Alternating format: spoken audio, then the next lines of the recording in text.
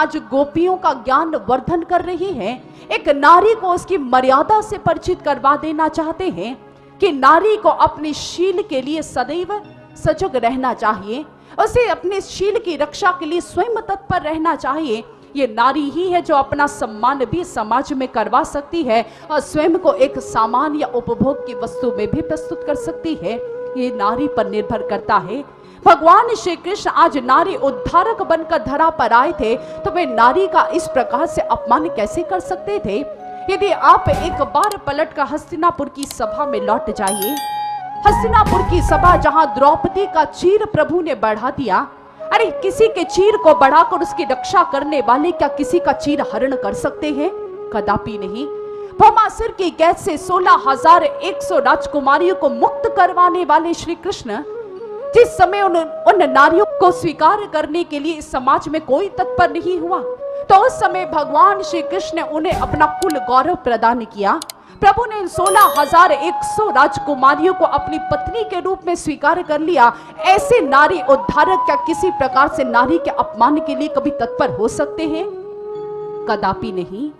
भक्तजनों, ये संभव नहीं हो सकता। लेकिन आज हम भगवान श्री कृष्ण पर यह आक्षेप लगाते हैं, लेकिन अपने मन बुद्धि के किवाड़ों को खोलिए और आध्यात्म के प्रकाश में समझने का प्रयास कीजिए कि इस आध्यात्मिक पुरुष ने आकर नारी को सचेत करने का प्रयास किया था। वे नारी को सबल देखना चाहते थे, अबला के रूप में नहीं देखना चाहते थे। वे नारी को उसके सम्मान से परिचित करवाना चाहते थे, जिस सम्मान को आज स्वयं नारी ही भूले बैठी है। आज के परिवेश में देखिए, नारी की दुर्दशा आपसे छिपी नहीं है। आज की नारी, आज की स्त्री इस परिवेश में सुरक्षित नहीं है। आज की स्त्री वह हर प्रकार से असुरक्षित जान पड़ती है। क्या घर की बात करें, क्या चार दीवारी की बात करें, क्या बाहर की बात करें, हर जगह नारी असुरक्षित है। आज के यदि भारतीय मंत्रालय के यदि आप रिकॉर्ड ब्यूरो को उठाकर देखिए जो अपराधों से संबंधित है, आप सुनकर हैरान रह जाएंगे स्थिति क्या है। कहते हर 47वें मिनट पर एक नारी का शील हरण हो जाया करता है। हर 36वें मिनट पर उस पर एक अश्लील हमला होता है। हर 44वें मिनट पर उस पर बहुत प्रकार के अत्याचार, हिंसक प्रवृत्तियां उस पर की जाती है और हर 102वें मिनट पर एक नारी दहेज के लिए जला दी जाती है, खत्म कर दी जाती है। ये भारत की स्थिति है। वह भारत जिसे हम भारत मां कहकर संबोधित करते हैं, जिस भारत को हम स्त्री लिंग कहते हैं, जिस भारत के लिए हमने मां का संबोधन दिया, अर्थात एक नारी का सम्मान हमने भारत को दिया।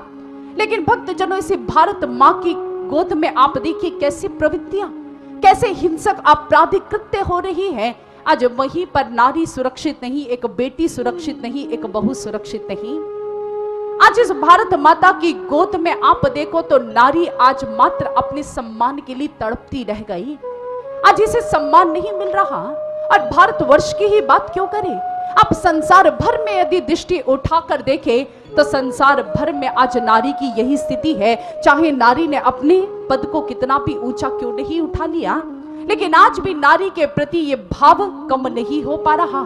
आज भी नारी की स्थिति क्या है? आज भी नारी को केवल और केवल मात्र घर के एक पायदान के रूप में जाना जाता है। आज भी यूं तो वह समाज की आधी आबादी के रूप में जानी जाती है, लेकिन यह आधी जनसंख्या ये फिर भी गौरव का विषय नहीं हो पा रही, फिर भी ये गौरव की प्राप्ति नहीं कर पा रही। आज ये नारी अपने आप अपने सम्मान को प्राप्त नहीं कर पा रही। कारण क्या है? कारण है एक तो इस समाज की पुरुष प्रधान सोच। आज भी इतने विकसित समाज के मध्य भी आज भी नारी को दर्जा नहीं दिया जा रहा, क्योंकि आज भी इस समाज के ऊपर पुरुष प्रधान समाज का वर्चस्व पाया जाता है। और आज भी यदि किसी कार्य को करने के लिए सर्वप्रथम ताका जाता है तो पुरुष जाति को ताका जाता है। क्यों? बताइए, कहां नारी पीछे रह गई? यदि आप एथलीट्स के क्षेत्र में जाएं तो वहां पर आपको पीटी उषा का नाम बड़े ही उज्जवल शब्दों में मिल जाएगा। संगीत क्षेत्र की बात कीजिए, आपको लता मंगेशकर का नाम चमकता मिल जाएगा। यदि आप ऊपर आकाश की बात कीजिए तो वहां पर भी अपने नाम का परचम गाड़ने वाली स्त्रियां ही है। सुनीता विलियम्स की बात कीजिए, कल्पना चावला की बात कीजिए, क्या ये नारियां नहीं? यदि धर्म के क्षेत्र की बात करें तो मीरा क्या नारी नहीं हुई? एक ऐसी क्रांतिकारी नारी के रूप में इस समाज में आई कि रूढ़ियों को उसने कुचल कर रख दिया। समाज की कुरीतियों के प्रति उसने ऐसा क्रांति का बिगुल बजाया कि मीरा उस क्षण समाज में अकेली खड़ी हुई और समाज को उसके आगे झुकना पड़ा। नारी हर क्षेत्र में आगे है, लेकिन आज नारी को वह सम्मान नहीं मिल पा रहा। जहां पुरुष प्रधान समाज की एक सोच इसके पीछे है, तो वहीं पर ये नारी का भी दायित्व बनता है। ये नारी को भी समझना होगा अपने सम्मान की रक्षा वे कैसी करे। नारी को अपने सम्मान के लिए स्वयं मुद्दत होना होगा, और इसके लिए नारी को हर प्रकार से अपने ऊपर एक दृष्टि रखनी होगी। अपने परिधान पर उसे दृष्टि रखनी होगी, अपने आचरण पर उसे दृष्टि रखनी होगी, अपने चरित्र पर उसे दृष्टि रखनी होगी, और इसके लिए उसे अपना सशक्तिकरण करना होगा। लेकिन भक्तजनों, सशक्तिकरण हो कैसे? आज समाज में आवाज उठाई जाती है, विमेन एम्पावरमेंट होना चाहिए, नारी सशक्तिकरण के लिए आवाजें उठाई जाती हैं। लेकिन सर्वश्री आशुतोष महाराज जी का कथन है कि नारी का सशक्तिकरण कैसे हो सकता है? सशक्तिकरण का तात्पर्य है शक्ति से जुड़ जाना। जिस समय एक नारी उस परम ब्रह्म शक्ति से भीतर जुड़ जाएगी, उसका सशक्तिकरण हो जाएगा। और नारी जिस समय उस शक्ति से जुड़ जाएगी, अपने उस पर ब्रह्म ईश्वर का साक्षात्कार, उस पर ब्रह्म शक्ति का साक्षात्कार अपने घट भीतर कर लेगी, तो फिर ये नारी समाज के द्वारा कुचली नहीं जा सकती। फिर ये केवल मात्र समाज के लिए एक सामान भर नहीं, ये सम्मान का विषय हो जाएगी, सम्मान का विषय। और आप देखिए, इस नारी को सम्मानित किया गया हमारे ही भारतवर्ष में। हमारे भारतवर्ष के यदि आप देवी देवताओं के नाम उठाकर देखिए, आपको प्रत्येक देवता के नाम से पूर्व नारी का नाम प्राप्त हो जाता है। हम राम सीता की जय नहीं कहते, हम क्या कहते हैं? सीता राम की जय। हम प्रभु का जिस समय उद्घोष करते हैं, जय जयकार करते हैं, हम नारी को प्रथम स्थान प्रदान करते हैं। हम कृष्ण राधा नहीं कहते, हम राधे कृष्ण कहते हैं। हम उमा शंकर कहते हैं, हम गौरी शंकर कहते हैं। किस लिए? क्योंकि सदैव नारी अग्रणीय ही रही है। प्रभु का अर्ध नारीश्वर रूप इसी बात को समझाता है कि ये नारी पुरुष वर्ग से कहीं पीछे नहीं है। लेकिन हाँ, इस नारी को अपनी शक्तियों को जानना होगा, इस नारी को अपनी शक्तियों से परिचित होना होगा, और शक्तियों से परिचित होने के लिए उसे भीतर उस शक्ति स्रोत से जुड़ना होगा, उसे अपने आप को पहचानना होगा, और तभी वे अपने लिए एक सम्माननीय स्थान बना सकती है इस समाज के भीतर। और यदि ऐसा नहीं, तो समाज के भीतर जो दुर्दशा हो रही है नारी की, वे नित्य प्रति बढ़ती चली जाएगी, नित्य प्रति। कन्या भ्रूण हत्या जैसे जघन्य अपराध की बात करें, भक्तजनों, ये इतना बढ़ता जा रहा है, इतना बढ़ता चला जा रहा है कि आज इसके कारण से समाज के भीतर बेटियां इस प्रकार से लुप्त हो गई है कि यदि आज समाज के भीतर कुछ ऐसे प्रदेश है जहां पर शादी ब्याह के लिए आज लड़कियां नहीं मिल रही, और इस कारण से हो क्या रहा है? लड़कियों का व्यापार प्रारंभ हो चुका है। दूसरे सुदूर प्रदेशों से लड़कियों को खरीद कर लाया जाता है, उनका व्यापार हो रहा है, नारी की दुर्दशा हो रही है। एक एक कृत्य ये नारी के प्रति मात्र एक अपराध के समान है, लेकिन हम जागृत नहीं हो पाते। आज भी हम इसके खिलाफ कोई आवाज नहीं उठाते, और धिक्कार होता है, धिक्कार होना चाहिए उन डॉक्टर्स को जो इस कृत्य को कर रही है।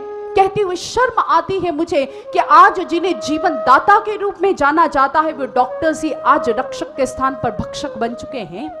आज वही ही इस कन्या भ्रूण हत्या जैसे जघन्य अपराध में साथ देते चले जा रही हैं। लेकिन यदि नारी नहीं होगी तो जानते ही समाज की दुर्दशा हो जाएगी। अरे नारी से ही तो भगवान पैदा होता है। अरे नारी के गर्भ को प्रभु भी अपना स्थान चुन लिया करते हैं। तो आप ही बतलाइए, नारी किस प्रकार से अपमान का विषय हो सकती है? बेटी तो सम्मान का विषय है। किसी ने बहुत सुंदर कहा, बोई जाती है बेटे और उग आती है बेटियां, खाद पानी बेटों में लहलहाती है बेटियां, एवरेस्ट की चोटियों तक ठेले जाते हैं बेटे, अरे चढ़ जाती है बेटियां, लेकिन जीवन तो बेटों का है, क्यों मारी जाती है बेटियां, क्यों मारी जाती है बेटियां? ये प्रश्न है समाज से मेरा, बताइए क्या उत्तर दे पाएंगे? हर और नारी आगे बढ़ रही है, लेकिन आज भी अपने सम्मान के लिए वे तड़प रही है, तरस रही है। ये समाज उसे वो स्थान नहीं दे पा रहा। लेकिन याद रखिएगा कि ये बेटियां आपके लिए बहुत कुछ कर सकती हैं, ये नारी इस समाज को एक सुंदर दिशा प्रदान कर सकती है। किसी ने बहुत सुंदर कहा, behind every successful man there is a woman. हर सफल व्यक्तित्व के पीछे एक स्त्री अवश्य हुआ करती है, चाहे आप उसे एक मां के रूप में देख लीजिए। ध्रुव एवं प्रहलाद को भक्त बनाने वाली कौन थी? कहते हैं उनकी माताएं क्याधु और सुनीति। यदि शिवाजी मराठा की बात करें तो उनके हृदय के भीतर ये देशभक्ति का जज्बा फूंकने वाली कौन थी? उनकी माता जीजाबाई। हर और नारी संग संग खड़ी है पुरुष के। यदि बात करें कि स्त्री के रूप में भी कैसे संग देती है, तो आप उन जानकी जी का नाम याद कर सकते हैं। माता सीता ने उस समय ऐश्वर्य नहीं चुना, उन्होंने भगवान श्री राम के संग संग उस वन के कंटकाकीर्ण मार्ग का चयन कर लिया, पत्नी बनकर साथ चली। कहां ये नारी एक छाया बनकर पुरुष के साथ नहीं चली है, हर जगह ये खड़ी है, हर जगह ये चली है। लेकिन आज ये नारी फिर भी सम्मान प्राप्त नहीं कर पा रही, क्योंकि नारी स्वयं अपने शील को, अपने सम्मान को रक्षित करना नहीं जान पाई। आज देखिए, समाज के भीतर दृष्टि उठाइए, किसी भी प्रोडक्ट की ऐड की जाती है, वहां पर आपको नारी का चित्र मिल जाएगा, और ठीक प्रकार से नहीं, नग्न अवस्था में। आप इस प्रकार से विभत्स चित्र को देखते हैं तो यूं प्रतीत होता है कि शायद किसी नारी से संबंधित किसी प्रोडक्ट का चित्र है, लेकिन जब देखा जाता है तो किसका चित्र? सीमेंट बेचना है, नारी की फोटो लगी हुई है। जूते का ऐड है, नारी की फोटो लगी हुई है। आप देखिए, अगर बिस्किट भी बेचा जा रहा है तो वो नारी ने ही जिम्मा उठा रखा है। ऐसा क्यों? आज हम इसके प्रति आवाज क्यों नहीं उठाते? हम नारी के इतनी अश्लीलता से भरे चित्रों को देख कैसे लिया करते हैं? हमारी दृष्टि झुक क्यों नहीं जाती? हम काम वासनाओं से कैसे प्रेरित हो जाया करते हैं? ये प्रश्न हमें अपने आप से करना होगा।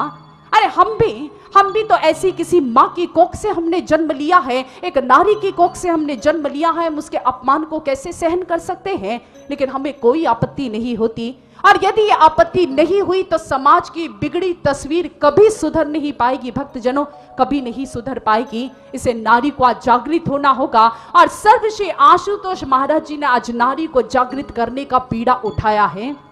आपके समक्ष मंच पर ये बैठी गुरुदेव श्री आशुतोष महाराज जी के आध्यात्मिक पुत्रियां, आप देख पा रही हैं इन्हें। आज इन्होंने चयन किया है सत्य का, आज इन्होंने समाज के भीतर नारी को जागृत करने का जिम्मा उठाया है, क्योंकि स्वयं जागृत हुई है। आज इस व्यासपीठ के लिए भी बहुत सी बातें प्रचलित है कि व्यासपीठ पर एक नारी बैठकर कथा का वाचन नहीं कर सकती। उठाकर खोलकर देखिए अपने शास्त्रों को, आपको अपने स्वर्णिम इतिहास की झांकी नजर आ जाएगी, जहां पर ऐसी बहुत सी ब्रह्मवादिनी स्त्रियां हुई जो समय समय पर समाज को ऐसी कथाओं का रसपान कराया करती थी। गार्गी, सावित्री इत्यादि ऐसी ब्रह्मवादिनी स्त्रियां हुई जिन्होंने नारी के सम्मान को सहेज कर रखा। और आज सर्वश्री आशुतोष महाराज जी ने भी आज अपनी आध्यात्मिक पुत्रियों को ऐसे ही व्यासपीठों पर सुशोभित कर समाज के इस बात को मुंह तोड़ जवाब दिया है कि नारी क्या नहीं कर सकती। नारी चाहे तो अपने लिए बहुत कुछ अर्जित कर सकती है, बहुत कुछ इस समाज के लिए सब कुछ कर सकती है, लेकिन नारी को विस्तार चाहिए। क्योंकि कहते हैं कि नारी, जिसका एक संबोधन आप जिसे स्त्री कहते हैं, जो स्त्री धातु से निकला है, और स्त्र धातु का अर्थ हुआ करता है विस्तार एवं फैलाव। नारी जो कि सम्मान का विषय है, यह आदर सूचक भाव है। और भगवान श्री राम, श्री कृष्ण भगवान जब इस धरा पर आए, जितने भी अवतार आए, उन्होंने इसी नारी सम्मान की बात की। इसलिए वे नारी उद्धारक भगवान श्री कृष्ण आज इन नारियों को सचेत करना चाहते थे कि अपने शील की रक्षा करना स्वयं सीखो। तुम्हें जानना होगा, पहचानना होगा कि तुम्हारी कुछ मर्यादाएं हैं, और उन मर्यादाओं की अगर तुमने उल्लंघना कर दी तो तुम वास्तविकता में कभी अपने शील को बचा नहीं पाओगी। और आज समाज में ऐसे दुष्कृत्य इसी कारण देखने को मिल रही है, क्योंकि नारी आज अपने आप को जान नहीं पाई है, पहचान नहीं पाई है। इसलिए आज ये मंच यह आपके समक्ष एक ऐसी ही झांकी लेकर आया है कि जब नारी का सशक्तिकरण हो जाया करता है, जब नारी उस पर ब्रह्म शक्ति से जुड़ जाया करती है, तो यही नारियां फिर समाज को भी जागृत करने का बीड़ा उठा लिया करती है और जागृत कर दिया करती है, ऐसे समाज को झंझोड़ कर रख दिया करती है, ऐसे समाज को जो कुरीतियों में बंधा हुआ है। और उस समय एक नारी पथ प्रदर्शक बनकर सामने आती है समाज को सुंदर दिशा दिखाने के लिए। और आज सब श्री आशुतोष महाराज जी के आध्यात्मिक पुत्रियां भी कुछ इसी प्रकार का संदेश लेकर आगे बढ़ी है। ऐसी सशक्त नारी व्यक्तित्व है ये, जो स्वयं जागे हैं और आज नारी को जगाने चल पड़ी है।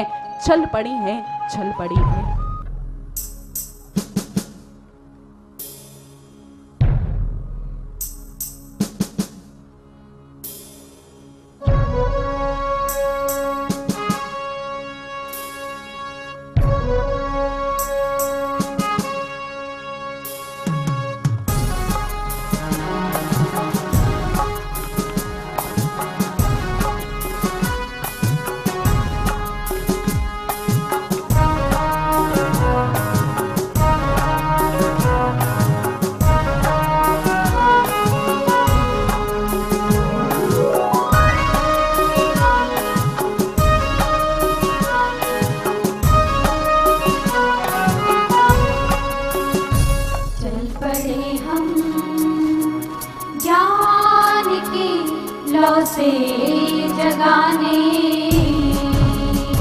चल पड़े हम, ज्ञान की लौ से जगाने। नारी शक्ति रूप है सबको बताने, करके धारण शीलता सौम्यता को,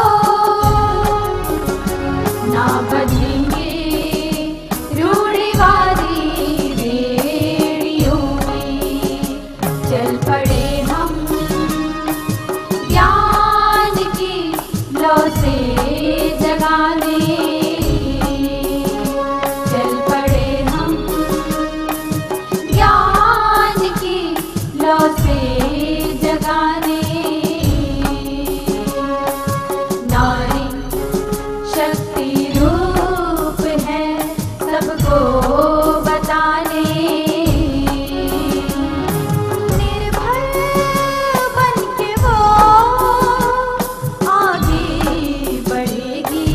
नारी की फिर आबरू कहीं न लुटने पाए, चल पड़े नारी पुनः सम्मान पाने। चल पड़े हम, ज्ञान की लौ से जगाने। चल पड़े हम, ज्ञान की लौ से जगाने।